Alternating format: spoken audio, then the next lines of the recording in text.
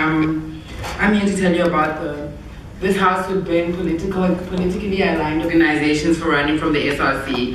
So essentially in my argument, I'm gonna try to explain how having a mother body of a political party present within the student elections, how that has a negative impact on both the independents that are running and the voters as well. So essentially what happens in terms of politically aligned student organizations in SRC. So what these politically aligned organizations do is they get their mandate from the mother body itself. So in terms of student needs and what the students actually need, it's actually quite,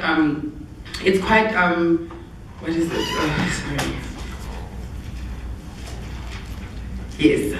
The mother body just is not in touch with students. So it would be unfair for us to take a mandate from the mother body and give it to students, because students are the ones that are supposed to determine what the SRC does for the student body. And what happens is that with the mother body overshadowing these elections is that independents are discouraged from running. So independents feel like they're going up against an entire organization instead of trying to zealously represent the students that they're trying to get their votes from. So what happens is that in terms of independence, what we need in an election, we actually need independents to run, because independents themselves are students and usually are the ones that have a purpose in terms of running for elections. So what we need to do is harness the value propositions that these independents add to the student body and not overshadow the SRC with the interest of the mother body.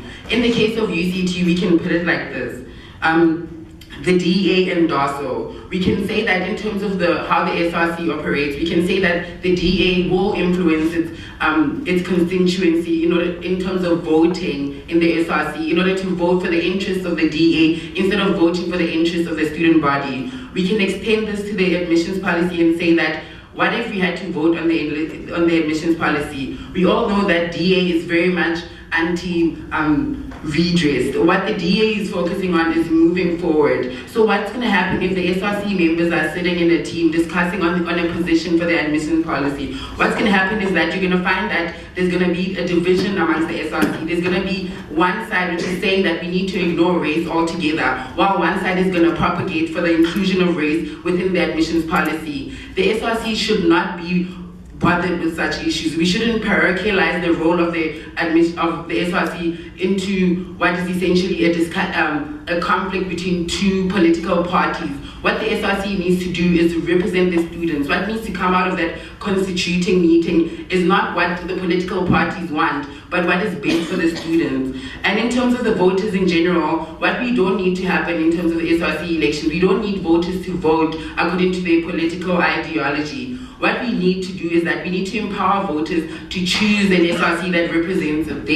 So in order for us to do that, we need to strip away any element of bias that could affect the voter's decision in terms of voting. So for example, what's going to happen if a student member feels aligned to what SASCO is saying as opposed to DOSO? Is the student member supposed to now betray what they nationally aligned with? Is the student body now supposed to go against what the DA believes in, if they truly are DA members? If SASCO is mentioning a solution which they identify with. So what needs to happen in this case is that the student shouldn't be made to feel as if they're betraying their cause by voting for a member to represent them in the SRC. What needs to happen is that voters need to be empowered to choose an SRC that they deserve, instead of sticking to their political ideologies. And the other thing which I'd like to talk about is how mother bodies essentially end up influencing how the student body itself. They end up influencing the policy of the university through their influence on the SRC. What we need to be happening is actually discussing what makes the perfect SRC. What makes the perfect SRC is an SRC which is represented by students, an SRC which is represented by people who will be able to represent the students when it comes to all the committees that they sit in. What we don't need is an SRC with a political agenda. We don't need an SRC with an agenda beyond representing students. What we need to do is actually focus on the issues of the students and not the issues of, not political issues or issues that are affected nationally. what needs to happen is that we need to look at all of these universities, and we need to empower all the student bodies in this university to choose people who can represent them. We can't expect one party which stands for the nation to be able to address all of these diverse issues. Every student in each university has different types of issues. We can argue that students in less privileged universities have issues with regards to fees. But what would a national policy in terms of fees state? Would it state that affordable fees for everyone? But someone could argue that UCT is not a university which is particularly worried about affordability, since most of its students actually can afford to pay for their fees. So how do you actually determine the role of this constituency when it comes to the student body itself? Thank you.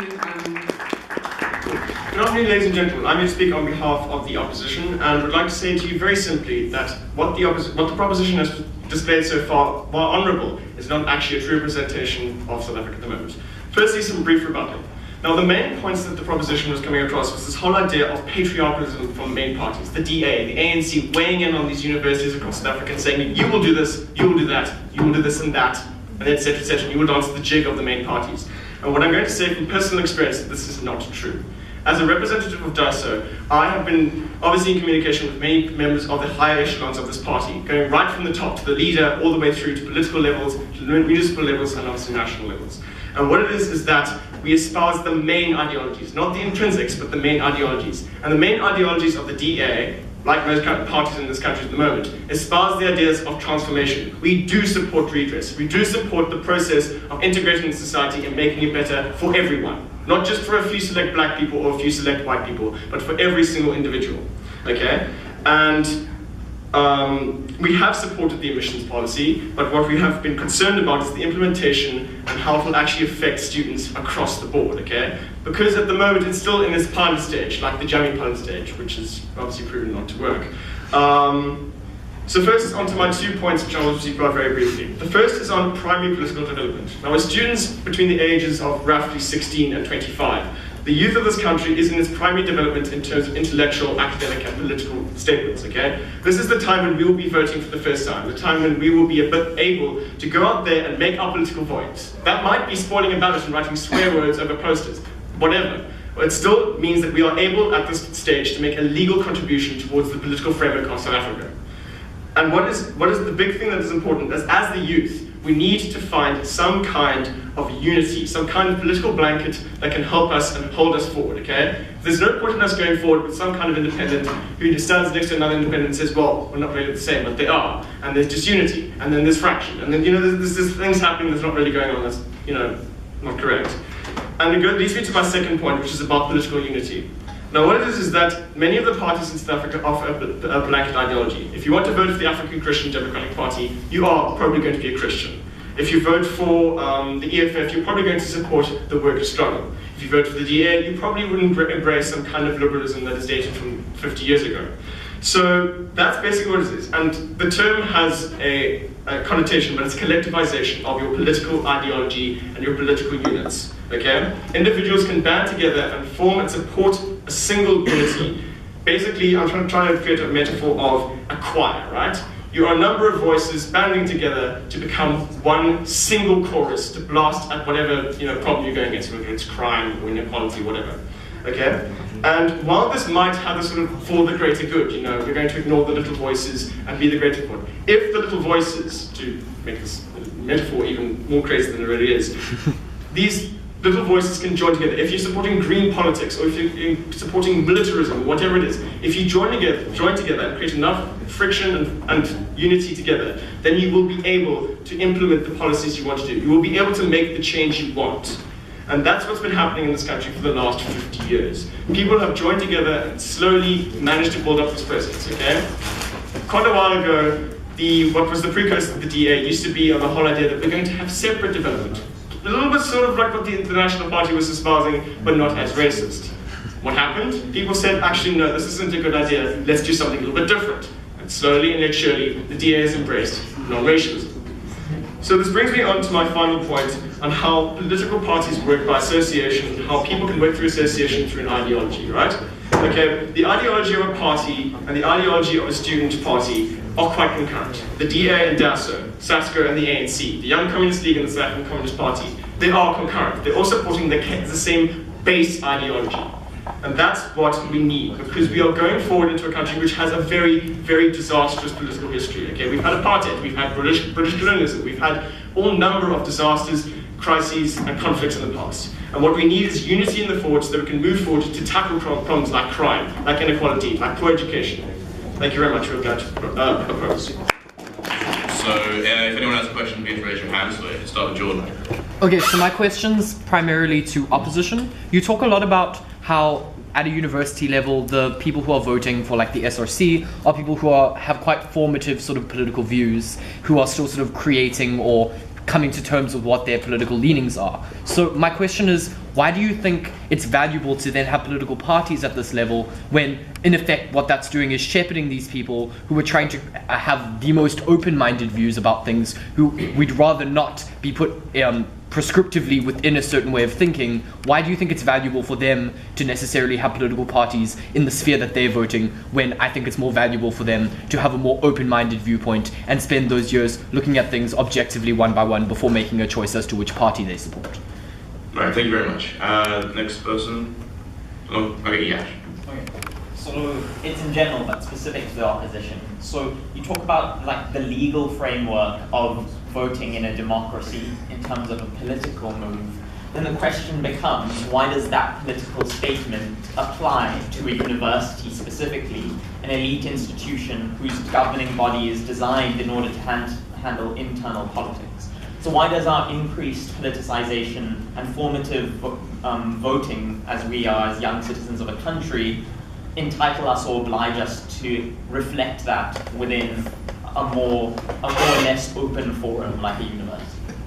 Cool. Amber. I was going to say what you said. Okay, Amber. Cool. I kind of have like a brief one-line of opposition, and then my main question is to Prof. So my one-line of opposition is, you guys seem to speak a lot about the benefits of having politically aligned organizations running for SRC, and your speech doesn't really seem to have an inclusionary kind of sense of what it means to be an independent party. You seem to have the stance that they aren't really that great. So I just want some clarification on your guys' stance on independence in general.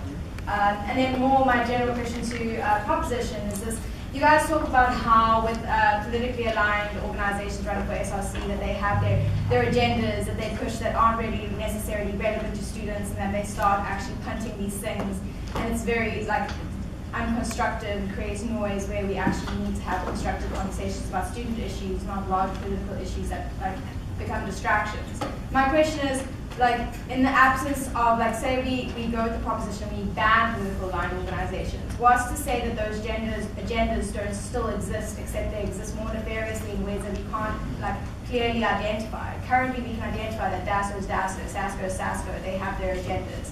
Outside of, if we ban those people, we suddenly have a bit of a gray area where things can be potentially not as clear.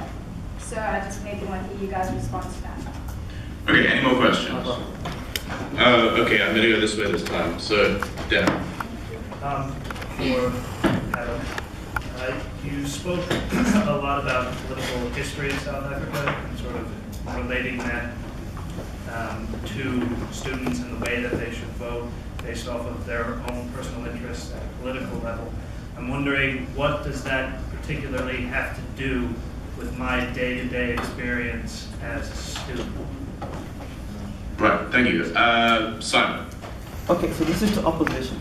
So I really like the benefit that we have from like having political parties is that you get to represent or get to have a diversified view of people, right? So perhaps it's a bad thing that you don't have an EFF organization at UCT, because that it shows that you don't represent like people who want economic justice and that type of thing, right? So maybe that's a bad thing. But then given the specific context of UCT, the fact that you don't have that many number of black people perhaps who'd align themselves with the EFF, and that the reality is that you have people who'd align themselves with the DA, because perhaps those are the people that they plan to vote for. Do you think that then that harm is then justified by the status quo? Thank you. And then the gentleman. Yeah. So, being a candidate actually for this SRC elections, I've made very clear that I know the rules and I know the framework in which I need to be able to operate. And you as a student population, vote for an individual. Okay, so you make your name next to Baz, you make next to Alex, you make next to Isaac. Okay, and if you look at the South African Constitution, which governs all of us, it gives every single one of us, okay, the right to affiliate, to express ourselves, and to be partisan. Okay, and I'm wondering whether the people who are saying that we should take the partisanship out of student politics are how sure they are as to whether whether it's going to take the politics out of student politics. Because I mean, my point is, okay, if the students didn't feel that they could be represented by DASA, there wouldn't be a DASA membership, and there wouldn't be a political party based at this university. Okay, so then it wouldn't be and you wouldn't be limiting anyone's freedom because preferences would be expressed. Okay. Then secondly, I want to know as well, when you speak about SRC and student governance, okay, my question is going to be really, really crude, okay? Are you guys being so idealistic, okay, to say that just because there may be an SRC that could potentially or hypothetically be made up of people who aren't partisan, there isn't going to be politics, there isn't going to be lobbying, and there aren't going to be agendas pushed? Because sorry, that is politics all around, whether you are standing with that, so you're standing independently or any other political party. Thanks. Thank you. I think I'm going to cut questions there for this round. I now offer the floor back to Thato to reply to the questions. Just a rundown of the questions that we got. So essentially, just to reaffirm what I said what we need to be doing currently is promoting a culture of independence running, because independents are students and independents usually run with a purpose. What we don't need is to be promoting a culture where people are running according to their political ideologies, because this takes away from the value of what an SRC is supposed to do. What an SRC is supposed to do is zealously represent students. It's not supposed to be in any way aligned with a mother body which governs national elections. So in terms of how people are going to run with how we're saying that there aren't going to be political agendas, what we're saying is that there are going to be agendas, but they're not going to be political agendas. And we are essentially saying that what we're doing, we're trying to protect students, and we're trying to protect students from external influences. So there are still going to be some internal problems. There are going to be internal lobbying amongst the students, but then this is going to be done by independents who are there to represent students. So it's always going to come from a position of selflessness for the student body. It's always going to come from a position of genuineness. At least we know that these people are running on who they are and what they believe in. And if an agenda stems out of that, we can't compare it to an agenda which has been brought down from the mother body. And the other question is the freedom of association. The freedom of association, I do think it's limited in the extent that we need to put voters before the freedom of association that is awarded by these parties. Because what these parties get, they don't get votes because they do stand for student issues or they are arguing for a better case than other candidates. What they're benefiting from is the fact that some people are already politically aligned with these parties. Some people already voted in the national elections for the ANC, and now they feel compelled to vote for SASCO whenever SASCO feels. And we know with South Africa's past that people aren't fluid between political parties. If someone is if someone believes in what a political party believes in, chances are if there's a student version running for the SRC, they will vote for the student version. And what happens in this is that independents are ignored. The real people that are running to change something in university, the people that do not receive any mandate from anyone but a mandate for themselves, are discouraged from running because of the power of these organizations. And the last thing is that it's still going to be a political game. Yes, it will be a political game, but it will be a political game in the environment of students. What we refuse to do is take student issues and nationalize them. We want to keep student issues amongst the students. And even if agendas do arise, those agendas should have an element of student issues in them. They should never ever represent national party politics and the agendas of mother bodies. And essentially what we're trying to do here is preserve the culture of genuineness, a culture of people actually running for the interests of the students and not the interests of their mother bodies. And what we need to be doing is encouraging more independents to run. At this moment at UCT, what we have is 3 independents, only 3 people that believe that they are willing to change UCT, and people that believe that they are not affiliated with anyone. And what we need is more of these people to be involved in politics, because these are the people that are running on what they truly believe in, and do not rely on some centralized ideology that they can feed off in order to get into the SRC. Thank you. Cool. So I think the main channel of the questions here was a lot of, towards the opposition, was a lot of the relevance of political organizations within the UCT. And to return to my main point about primary development, what it is that by voting in these elections, you're beginning to understand what the political system is. You don't need to study politics to understand that when you make your tick, it goes to an X percentage of this and that, and your candidates eventually come up as winning, okay? So it's a lot to do with the context and relevance of a political system, in this case, obviously, South Africa. Okay? Now, how that is important, because as a voter, once you leave university, you are probably going to vote, okay? Yes, I know lots and lots of people that really vote in this country because of apathy or just general ignorance or whatever, but there's a lot of people who will go out there and vote and say, okay, I voted for the ANC when I was in university, okay? And it didn't entirely go as well as I planned. So let's consider this. Now, I was in university, I had these ideas, I had this consideration, and you know, it didn't, so maybe this, okay, and consideration. And what it is it's not about shepherding, as Jordan raised over there. It was a lot to do, shepherding, yes, you're shepherding them, you're just shoving them forward. You are under obligation to, you have the obligation to choose, okay? You have that choice. You have the long list of candidates. You have the long list of parties with colorful names and interesting candidates, okay? And you don't need to rely on what happened in the past to go forward, okay? You can very easily say that when you're 25, you've gone through university, you said to yourself, you know, I voted DA, I voted DA, I voted DA in university, and it didn't work out. I reviewed it on a national scale, and it didn't work out.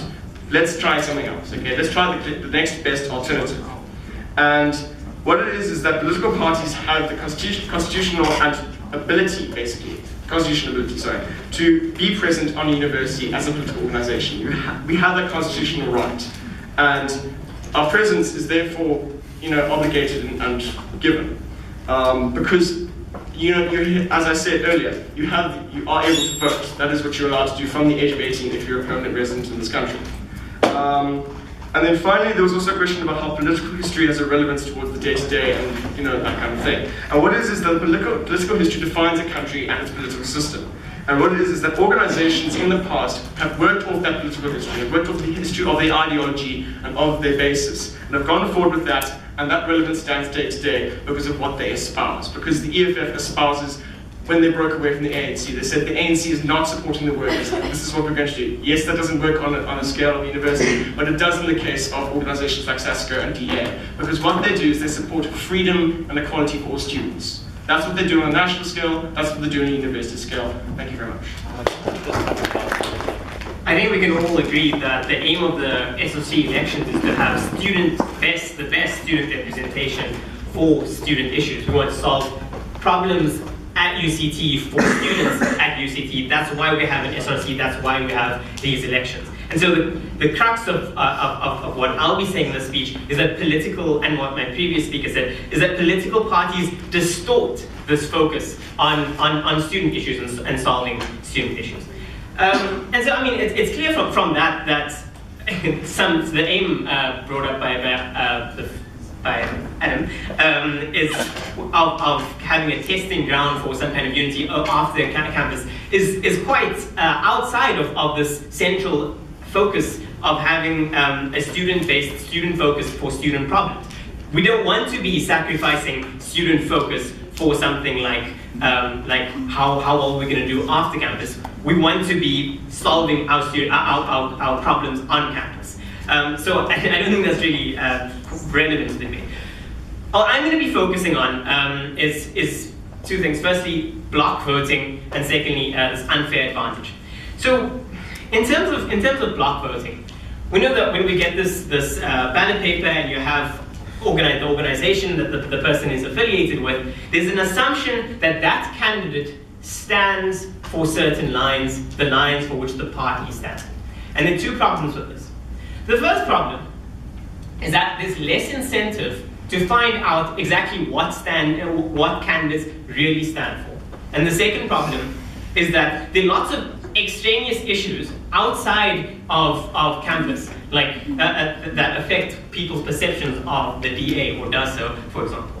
Right. In terms of the less incentive to find out what candidates stand for, the thing is that the candidates are not representative of the parties a lot of the time. So, like for example, the tie between the person and the party is often very weak, simply because parties want to just put out as many candidates as possible, and so they're willing to take anyone really onto their candidate board, even if you aren't a die-hard DASO candidate or you aren't a die-hard SASCO candidate. And then second, you say that even if you stand as a candidate for a political party, you still have these clear biases. And these biases come out quite clearly in the interrogation sessions, but interrogation sessions that very few people attend. If you've been this week, probably very few people have been this week, it's not well attended at all. There are like 30 people at every session out of like 25,000 population. On affirmative action, for example, within DASO, there is huge variation of opinion. There's some people who are like, we want transformation, and people are pretty anti-affirmative action. But the point is that people have assumptions on what you stand for. The same goes for other organizations. And further than that, you also have clear individual foci, like you have individual projects that each person stands for, and this comes out in the interrogation sessions and individual statements, but statements that are not paid attention to by people because people are not incentivized to follow these candidates. There's no incentive to find out what people individually stand for because you already know if you stand for a certain organization, then you stand for certain lines. It makes for lazy voting. It makes for lazy voters at campus, and not only that, it also makes for lazy candidates, because candidates now are going to, just decide to go by the at some points are going to go by party lines and not actually find out for themselves in certain instances what they should be standing for, or to make effort on every single issue. We think that candidates who are not as worthwhile to get into the SRC are then just bundled up with everyone else and given an unfair chance. And so that's why I'm against block voting.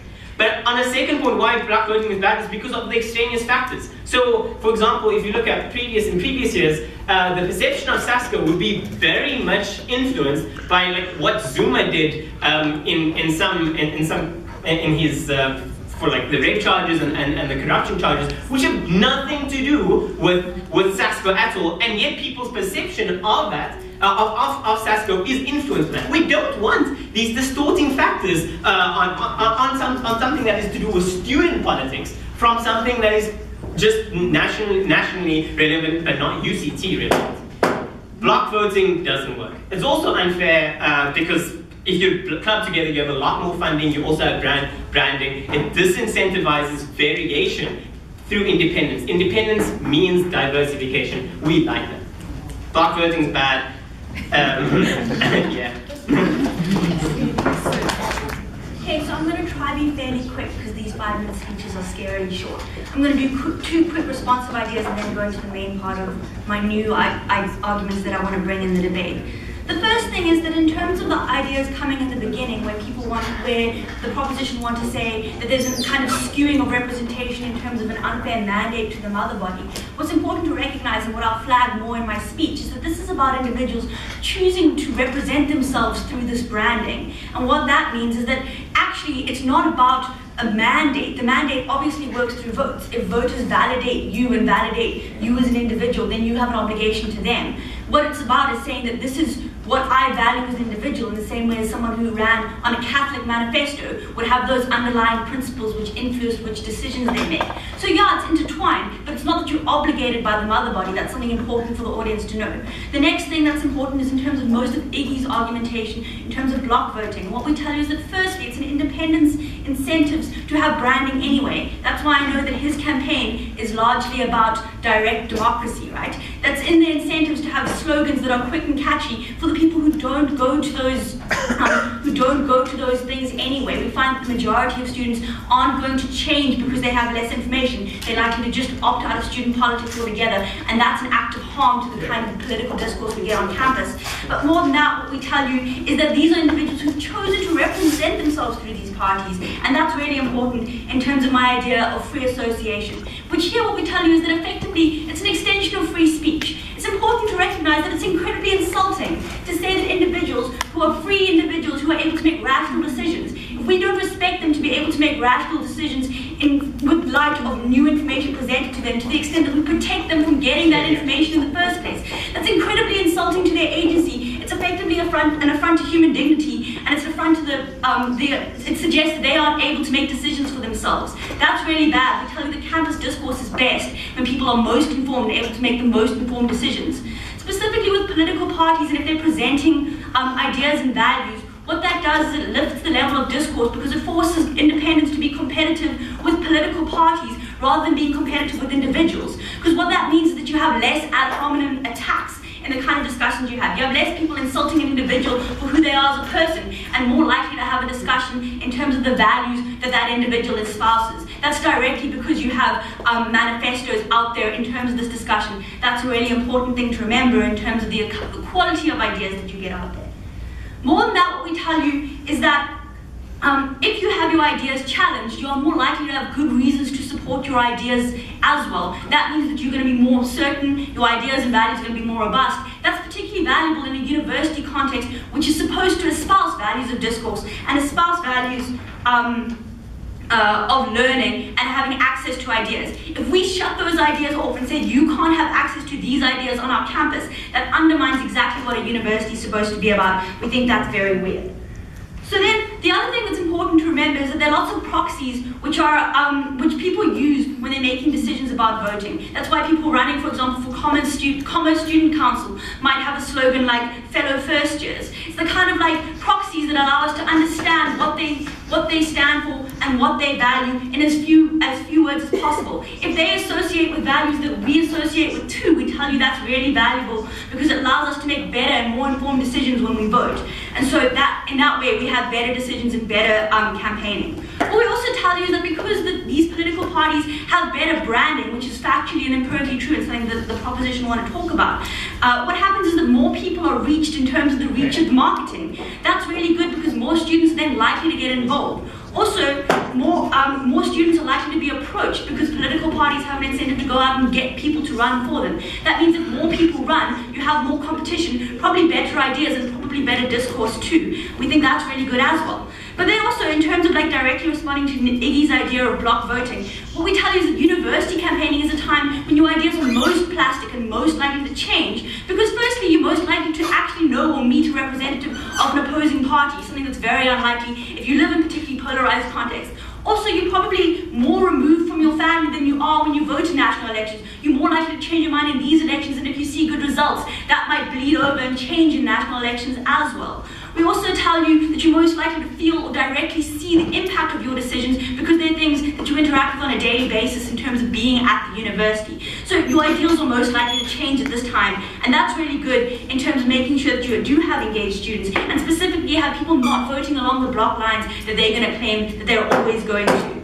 So, because we have better campaigning, because we have better quality of students running, better discourse, and because it's absolutely insulting to say that we can't, that you can't as an individual make reasonable way-ups and come to understand things through your ability to reason and engage in discourse, we support the existence of political parties as a choice for these individuals, not necessarily something that it has to be the solution.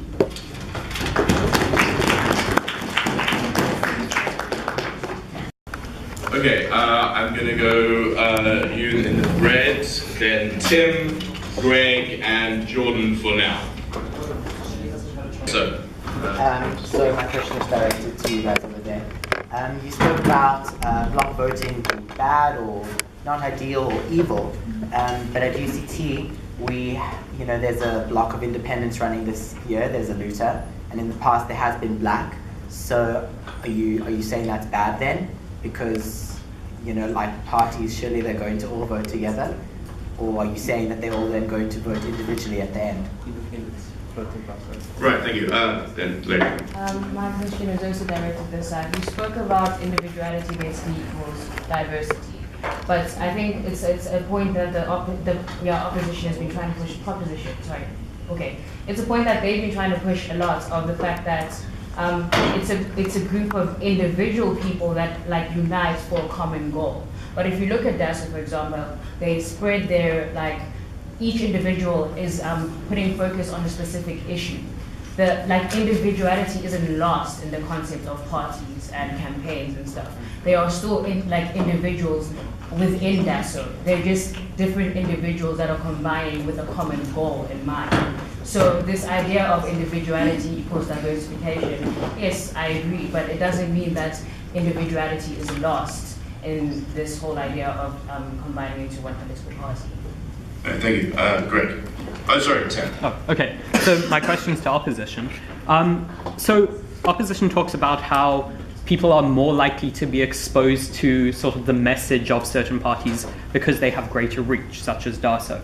But my question then is that doesn't that ultimately end up stifling the individual discourse, because those marginalized people who are almost less likely to be generally involved and generally seek out what the individual message is just goes along with the generalized party line and hence vote along those lines and don't end up engaging with the individual candidates.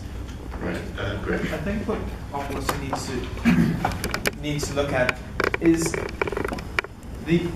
the way that people operate. As much as we would like for everyone that's running for the SRC to have pure motives for the benefit of the university, I think it's far more likely that they're doing it either for their CVs or to climb the political ladder, and that is directly helped by the existence or by the DASO being allowed to run. It helps this self-serving thing, which allows you to climb the political ladder of the DA, of the ANC, with SASCO and the like. And that's not what we want from campus politics.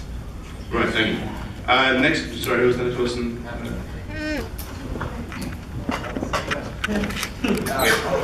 I said somebody off, Greg, didn't I? It was Jordan, but Jordan is allowed. Oh, right, okay. Okay, then Amber, Yeah. and then... Okay, cool. Okay, Amber. Awesome. So I just have a question directly, almost to something that Brandy raised. This idea that you mentioned this concept that there's going to be, in a world where we don't have politically aligned organizations running for SRC, we have more ad hominem kind of attacks and less engagement occurring because people are more likely to start engaging with individuals rather than ideologies and whatnot. However, what we see at the moment in the status quo is that we have ad hominem at ad nauseum, because people are just DASO, SASCO ideologies against each other instead of actually engaging with what matters and actually engaging with other issues teased out of what those political organizations mean. So we find it just becomes the same issues every single year, DASO versus SASCO or other parties versus other parties, and creating these dichotomies that don't create a useful engagement. So I'm just talking to what you were talking about in terms of ad hominem. Just a quick thing to proposition. You guys talk about distinguishing student politics from national politics, and I'd just like to hear maybe a little bit more about that and what student politics means outside of national politics. Would be a bit more. Okay, one more question from this side of the house. Okay, yeah. Thanks. So again, it's for the proposition, and I'm going to quote you this time. Thanks. Someone said that when you stand for SRC, real people must run to represent real students. And then another person said that student political organizations must be, or any political organization must be for UCT, by UCT, and student organizations take anyone just to put themselves out there. Okay? And in 2012, 2013, a girl named Marissa van Rensburg ran for SRC, and she ran with SASCO.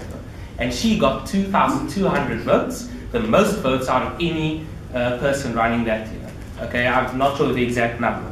Now, I want to know, okay, if you guys are arguing that a person who decides that they are standing with the collective, okay, are they second-class SRC members? Are they second-class representatives of students, even when they're getting more votes than someone who may be independent? Okay, because they are fighting, and they're fighting for election within a regulated framework.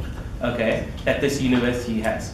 At this university vote for individuals, okay, with an individual manifesto who has to pitch themselves, okay? And my second question for you is, you spoke about divorcing campus politics from national politics. UCT is a public institution, okay? UCT falls under the governance of Bladen Zimande, okay, who is a politician, he's ANC, okay? It's a public institution, okay? And in South Africa, as a country, we vote in people in to represent us in the public, okay? And I don't see why you guys are against that here. Because honestly, there's always going to be politics, there's always going to be advantage of the strong one. And people, whether they are standing independently, whether they're standing with DASA, okay, they're going to get that gold star on their CV, and they're going to stand there and they're going to fight for something that they believe in. And I don't know why that you guys are saying that if I believe in non-racialism, non-sexism, and I'm not a homophobe, I'm not an equal student representative as someone who's an independent. Thank you. All right, thanks. I want a couple questions there. Seems like the majority of questions were directed towards proposition.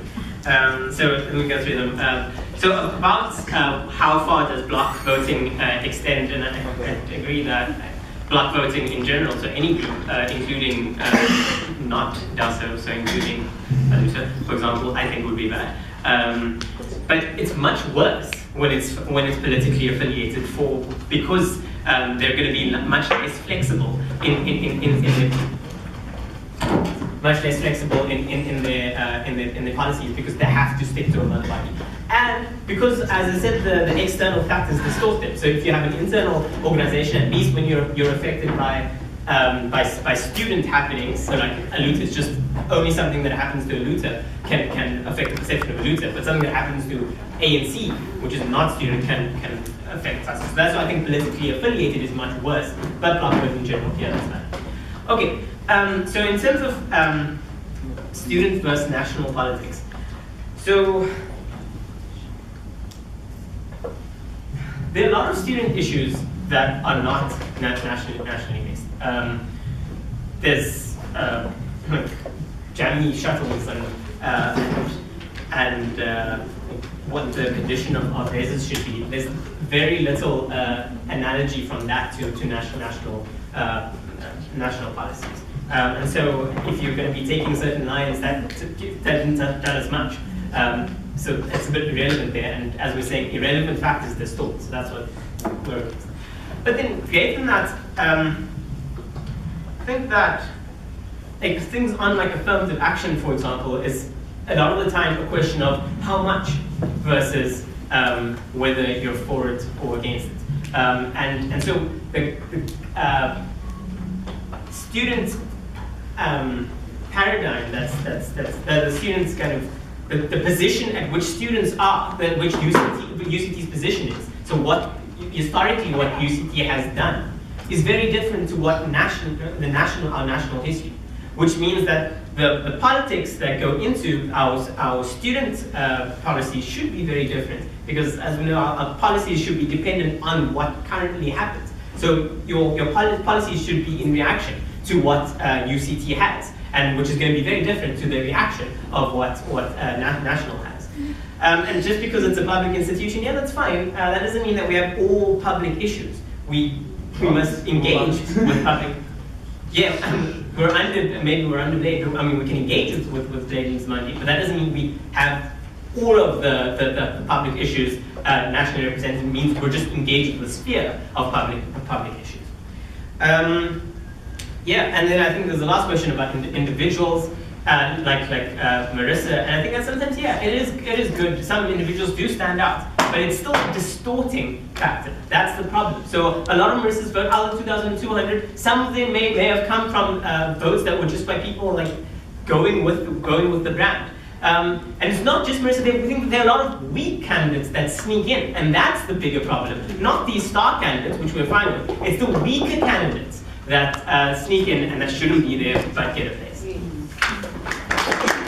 effectively I'm answering three questions. I'm just going to flag as I get there. The first question is about people who vote effectively on party lines, who wouldn't otherwise vote, and how that influences block voting. And effectively I think it deals a lot with Iggy's concern about irrelevant votes. So the first thing is that I think that it's like really arbitrary to decide, like, as particular individuals, what things are important when you're making the voting decision, when you make a voting decision is what other people should be prioritizing when they make voting decisions. I think that's a weird imposition for them to have in terms of the argumentation that they bring about irrelevant factors. Obviously, this is something that's important to them when they make that voting decision, so we think that's valuable. We think it's also quite, like, upsetting and unfortunate to have people alienated completely from campus politics, so that they just never get involved. And we think that, yeah, it's going to be marginal, but probably some people who hear about things through political parties are going to be more likely to investigate than they would be if there were no political parties and then they had no reason to care at all. So, like, yeah, that's my first response. My next response is in terms of Amber's ideology deadlock question. And I think that firstly, like, yeah, that probably happens a lot. I think an important thing, though, in terms of that, is that political parties are probably proxies for ability to get stuff done, in terms of having an influence, in terms of having connections with people, whereas independents don't have that same pool of connections to draw on. We think that's valuable in terms of that discussion. But also what we tell you is that what happens otherwise is that often people are going to make dumb decisions when they vote. Often people are going to look at proxies like the pretty girl is going to get a lot of votes, or the person who's first on the list is randomly going to get a lot of votes. People who get confronted with a ballot sometimes cross arbitrarily. We think that all of those things are bad, and that if you have a political party system that allows for some information, we think that's better than no information when people make those decisions. So we think that, like, a lot of these harms exist, but I think a lot of the time they exist all the time, and a lot of the arguments are just against democracy in general and people making bad decisions where you impose the value metric on them about what is or isn't a good decision. And I don't think that's a good way to be talking about when people cast votes. It's valuable for people to be casting votes based on what they find valuable and what they prioritize in student politics. And, like, if it's the DA in terms of, like, the base level values that they're drawing on, we think that's fine. In the same way a religious person might be more likely to identify with a religious person running because they think that they have the same values in common and they're going to draw on the same base principles, because that's effectively all that it's about. Then finally, the question about, like, bad motives and, like, running based on, like, a desire to climb the political ladder. Firstly, that's always an incentive. Like, it still looks good on your CV if you, like, are on SRC, even if it isn't the case that you ran for a political party. But more than that, what we tell you is that likely these people are driven people and people with connections if they intend to climb a political body afterwards. And we think that's fine. So, like, even if their incentives are, like, to achieve for external ends, if their consequences are still positive for the student body, consequentially it's, like, indifferent as to which one you preferring. And so it's really weird to say that, oh, if you have these intentions but the same consequences as someone else, that you should prioritize the person who has different intentions if you have the same net welfare for student bodies. So because we think that individuals have the right to represent themselves in the way that is most valuable for their priorities, and people have the right to vote based on what they think is most valuable and the priorities that they have, rather than the imposition of values that, like, Jeff and Iggy want to give you, we think that it's really valuable to have student parties. Before you start timing me, I have to put a brief disclaimer, especially for these candidates. I'm a member of the election commission. Anything I say isn't representative of the commission, or necessarily what I would do when I'm sitting as a commission member. And everything I've said today, I've said before. So if you have a problem with me being a member, you should have raised it before. So, now let me say controversial stuff. Cool. So straight out, what I want to do is quickly talk about what would actually happen if you were to implement this motion. There are two, like, really plausible scenarios. Either you just ban candidates from, like, identifying with parties through their campaign material and their posters, from submitting financial statements as groups, those kinds of things. Or if you want to be a little bit less extreme, you just wouldn't put the party affiliation on the ballot. So you would just include a person's name. We think that you would never plausibly ban people from saying, I am a member of DASO, by the way, while busy campaigning. That's not what we're advocating here. So any concerns around people, like, not being able to say that DASO represents their type of views just simply isn't what we're talking about, okay? The second important thing is to understand what UCT's voting system is. It's been alluded to already. It's an individual voting system where you vote for individuals. So when you vote for an individual as part of, like, your local croquet club, do you vote for the DA candidate and the ANC candidate? Of course not. So it's pretty arbitrary that in student elections we suddenly go and put those affiliations onto the ballot. What we'd say is that in an individual election, all you need to give people on the ballot is the person's names. They know who they're voting for. Any additional information biases the election towards that information and away from other factors, such as whether or not that person's actually competent. Okay, getting into some rebuttal very quickly. So first up, on this whole idea of freedom of association. So I've already dealt with that from like the candidate rights point of view. But secondly, it just like responded directly to what Brindy said. We don't think that we're treating voters as idiots, okay?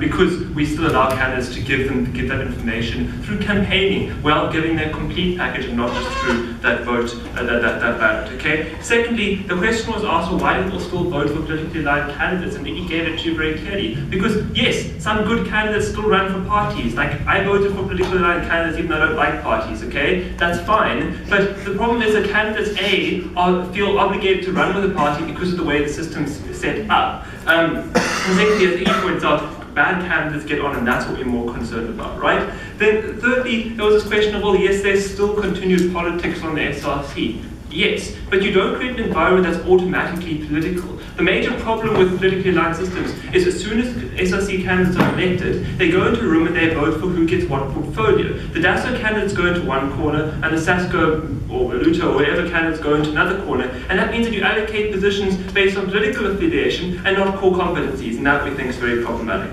Okay, and then lastly there was this idea of, oh, but people can switch parties between elections. Like, no, because people very rarely run for re-election. There's only one person running for re-election. And when the most important thing, which I'll talk about just now, the most important thing when voting is someone's ability and not their political ideology, it just like doesn't help you at all. Okay, so what actually happens with an SRC and what's the point?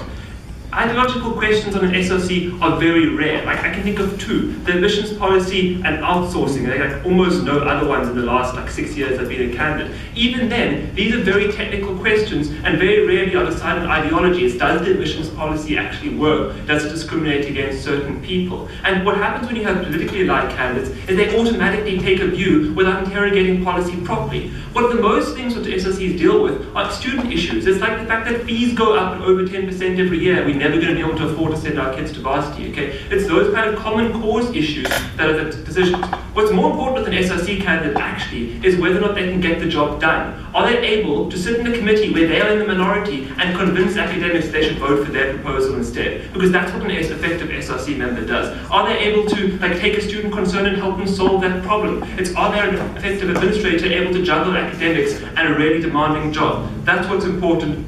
And your political affiliation tells you nothing about that. So parties are a very poor measure of that effectiveness as an SRC member, but also create a divide within the SRC itself. Okay, quickly getting on to harms because I'm running out of time. I have 9. So first up, what you do is you immediately politicize student governance, right? There's political points scoring. If you've ever attended a student assembly sitting,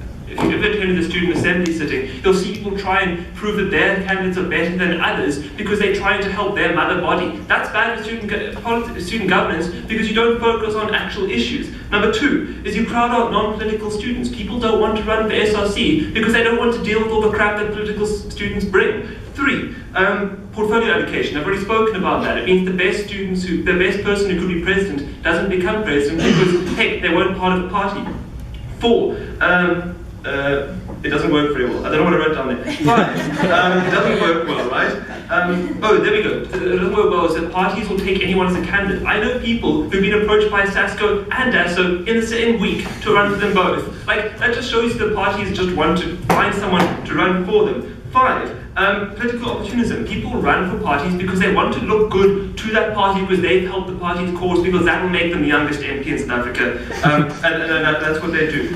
6, parties are exclusionary and try and exclude other groups. So you see on campuses where like SASCO has a huge majority, you find that the election rules are set up because obviously students vote on their own rules, such that other parties struggle to get their foot in the door. I don't know what I'm on. 8. Okay, there's an allocation of resources problem, and I'll deal with the rest later. Very quick run through of what proposition told in today's debate. That some candidates have different focuses to one another, just like independents do. That there is sometimes division amongst candidates, just like there are with independents. Sometimes these people have different views to a governing body, just like independents do. Sometimes these candidates have views that are different to what they actually espouse when on the SRC, just like a lot of independents. Sometimes bad candidates get on, just like independents. it seems that every single thing that was said by proposition in today's debate are equally true of independent people who run for SRC. None of their problems that they pointed out are endemic to political parties in general. In fact, we've given you good reason to suspect why political parties actually want to obfuscate these problems and to make them better. But more on that in a little bit. Second problem with their case is not a single argument from proposition or any of the question say why you shouldn't be allowed to run as a political party. That's an important distinction. Every single thing raised on that side of the house suggests why you, as an individual, might not want to vote for a political candidate because, for example, they're only in it for their seat. Fine, don't vote for them. That's fine. We allow people to make decisions in a democracy. However, you do not get to decide for everybody else what they can and cannot vote for, right? You don't like political parties, whole university disagrees, right? We've had majority political parties on every single SRC for the last 5 years, right? So in those kind of situations, yes, Jeff, that's true, just sometimes they band the independents to get like political favor. In those situations, yes, right, it's an objectively true fact of the world, right? Secondly, right, even if it was, for example, in the minority in those particular cases, why don't those minority of students have the right to vote for those political parties? That is an important, desperately important distinction that they need to track. Not a scrap of analysis suggests why that is true, except for one which was raised by Yash, which I'll get to in a second. More than that, right? So Tim has a problem, and the same problem with Iggy is that people don't go. That's made worse under the situation where you don't have political parties. Because when we didn't have political parties, that was when politics and student governance was the most dead. That's when no one went to interrogations. To have constructed ideological spectra which you can engage with and that prompt you to go to interrogations is good, right? If you have party marketing schemes that enable you to say to take part in your local government, in just some cases that your local government happens to be a university, that's good. That gets people to go to interrogation. That makes people participate more fully in their democratic processes. That's good all around.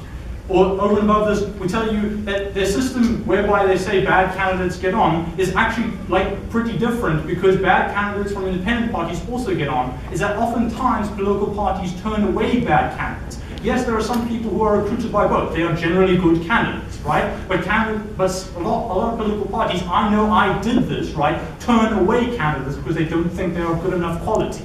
We just don't think that's true what they say on the other side.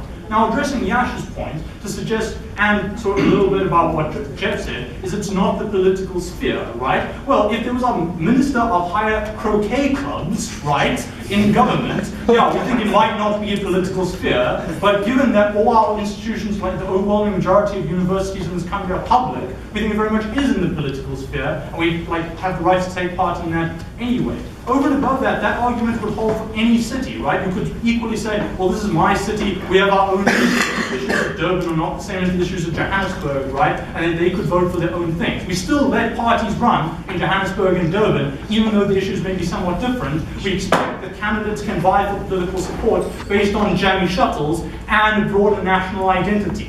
People are also capable of differentiating between those things. It's not like voters say, I'm going to vote for Dasso because I don't care about jammy shuttles. And it's not like Dasso people didn't say that they were going to improve the jammy shuttle system and interrogations. They just had a very kind of monolithic view of what it means to be a political candidate, that you can simultaneously espouse the views of a broader political party and at the same time cater to the whims of a constituent. I know, I was a Dasso SRC member, I cared about jammy shuttles. It's just disingenuous to suggest that that isn't the case, right? Furthermore to this, we tell you, the idea is that you will create a heuristic that people can then opt into. Iggy says this makes for lazy voting. We tell you, yes, there may be some, to an extent, where people are lazy and don't get to interrogate all the manifestos and go to all the interrogations. That's part of what it means to be a busy student, right? And we think that even giving them some information, even if it's just like a logo that they can identify on a ballot paper, that gives them a little bit better voting, we think that's better. Over and above this, however, Jeff shoots himself in the foot by suggesting, well, if it's just the badge on the ballot, then who cares? We say, well, it's one better thing than that. If he's going to be so soft-line of his policy, why not just put the badge on there, right? Why not give that a little bit more? Why not get us a little bit further to democratic discourse? If that's the only differentiator that he wants to talk about, we've already won this debate. Thank you.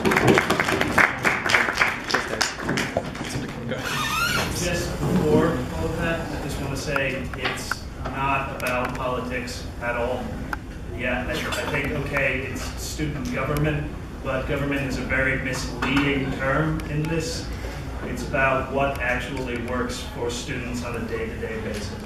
And I think that's what's most important about it, and that's why I'm sitting all the way over here.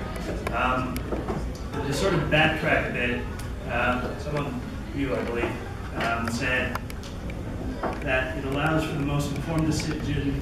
No, rather you. Apologize. You say that it allows for the most informed decision, but also you said that there are many who don't involve themselves in student politics at all, who need to be reined into voting by branding and these short slogans.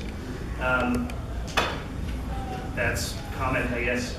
Likewise, it seems exactly as insulting to assume that students don't know their own opinions well enough to make decisions without the help of slogans and brand labels. And then on this side, again, views on political party student representatives running for SRC are undeniably influenced by relevant day-to-day happenings in politics. If a representative of the ANC is not being voted for because of something Zuma said yesterday, that is obviously not appropriate. She wrote that. That's all. Okay, thank you. Gentlemen. Okay, I think on Wednesday I was sitting in a food court, and one of the people wanting to get onto the SRC came to me with all of his ideas and that. But he was wearing a top, so I didn't know what organization they were part of. But he had all these great ideas like about G4S and that, implementing patrols, this and that, and it was all brilliant.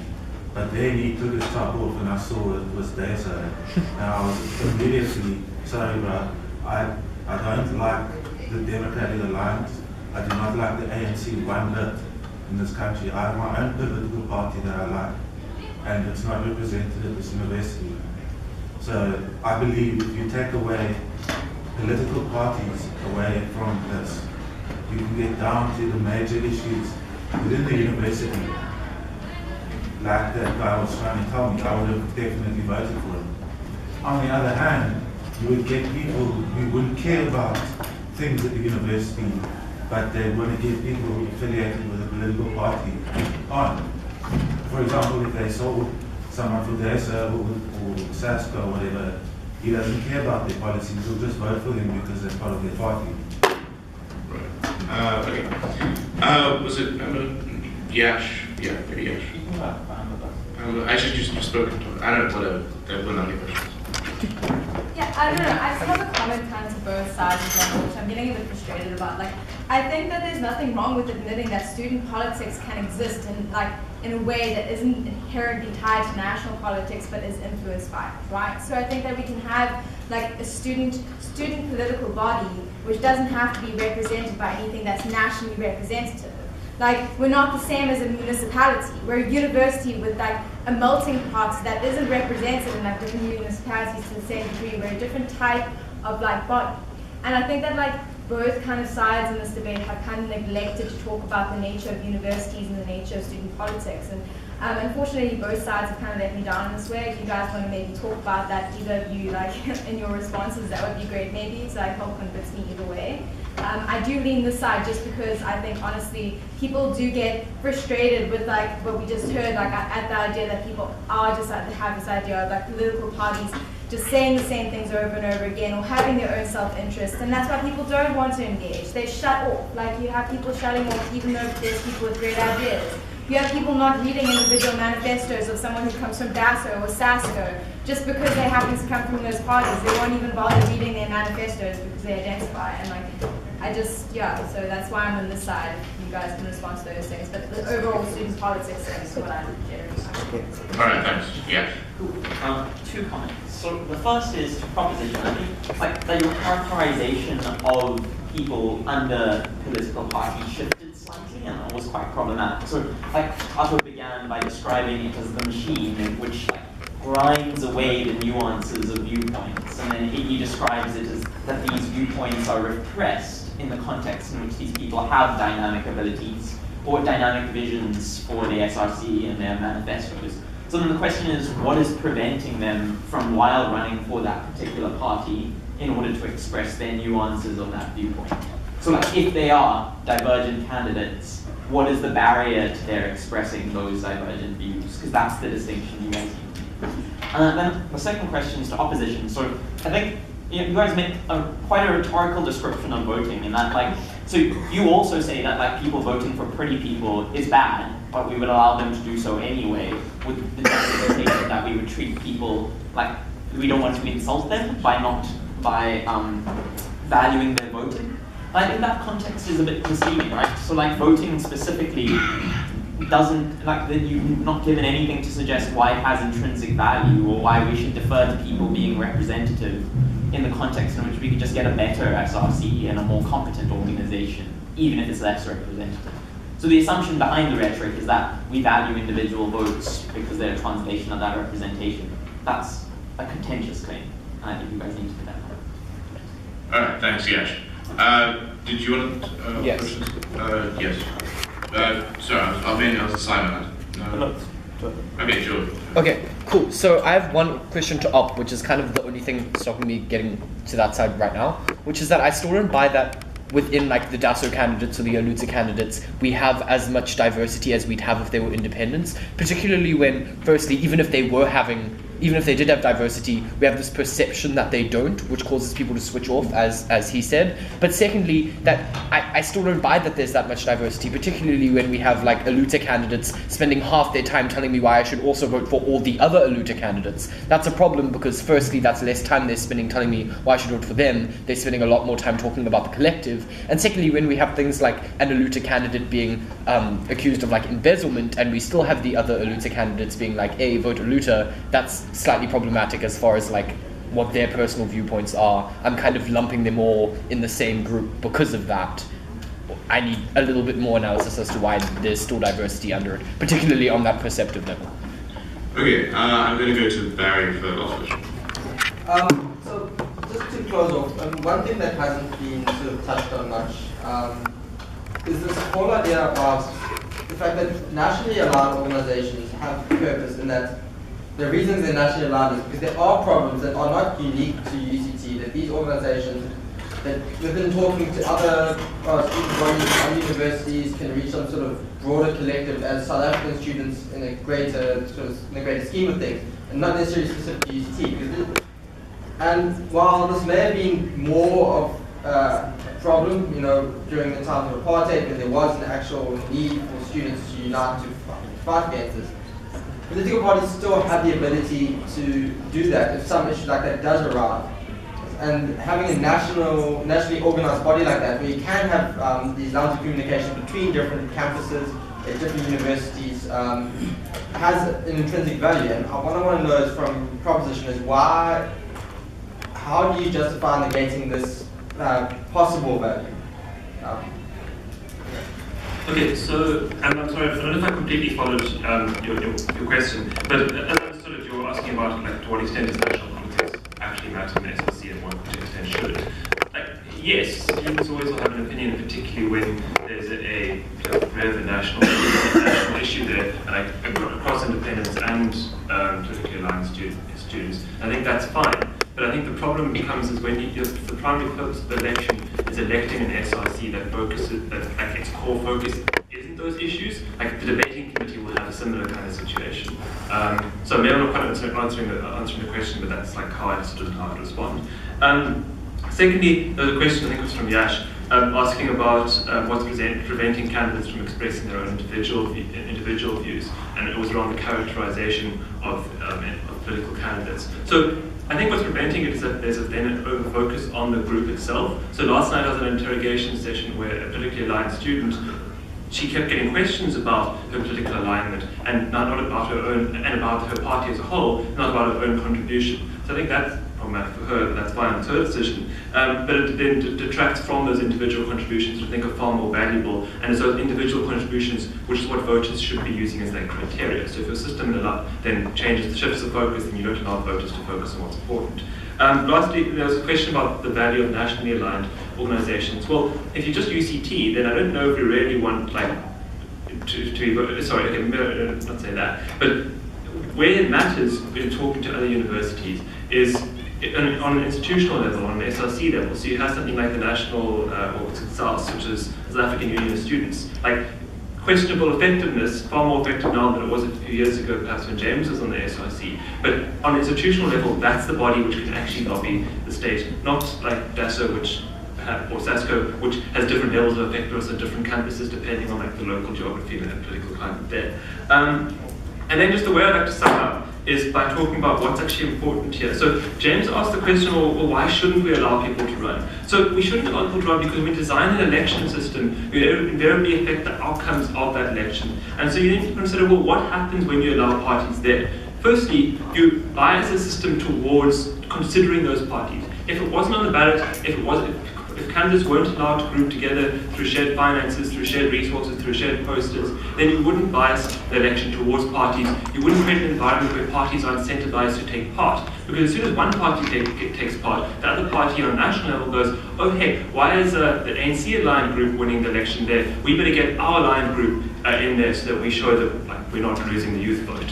And that's what happens when you create a system. So what do you care about when you create an election system? Well, obviously you care about rights and fairness and democracy and those kinds of things. But I think it's quite clear we're not like restricting people's freedom of expression or freedom of association. We're rather restricting the way in which they interact with an election system. Secondly, what's the best outcome, most effective SRC? And I think I showed quite comprehensively why you get a more effective SRC. And lastly, you can just choose, well, we prefer to have less politics, and so we disincentivize it by not facilitating that politics. Politics is very destructive for furthering student issues. Finally, why do we currently have a system that allows political parties to take part? It's because the people who are involved with writing those rules are from political parties. I strongly argue that what we actually need in this issue is a referendum, because my suspicion is that campus would vote against the system, even if they're willing to vote for independence.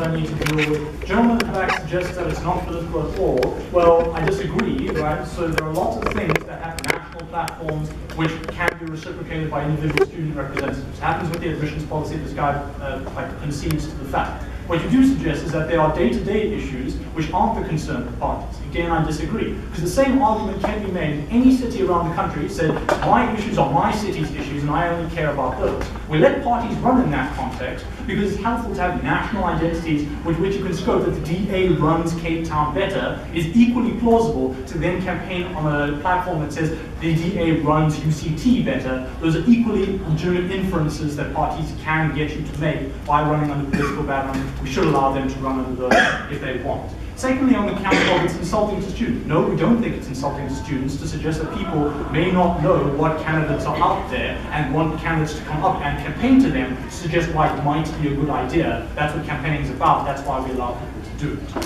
Third issue is, this is mostly Anna's issue together with some others, that yes, the dynamics of the election will change depending on whether you or not you allow political parties in. The reason to allow choice and to allow a plethora of possible views is you have the most opportunity to find views that you identify with and they are able to vote for. That happens best under a system where you allow people to run for whatever they want. If they want to be communist, they can be communist. If not, that's fine too. The gentleman suggests that he doesn't like DASA. That's fine. Doesn't have to vote for it, right? Under those situations, giving the broadest possible choice is the best chance that you have to identify with candidates. Yes, there are ad hominems under either system, but we think that if you don't like candidates using ad hominems, you don't have to vote for them. Giving the opportunity to vote for the most possible amount of people, running on the broadest possible section platforms, gives you the best chance of doing that, and that's why it's important. Last argument is the one that Yash brings us, to suggest why the outcomes might be more important. No offense, Yash, I didn't deal with it because it wasn't a contention from this side of the house. However, I will deal with it.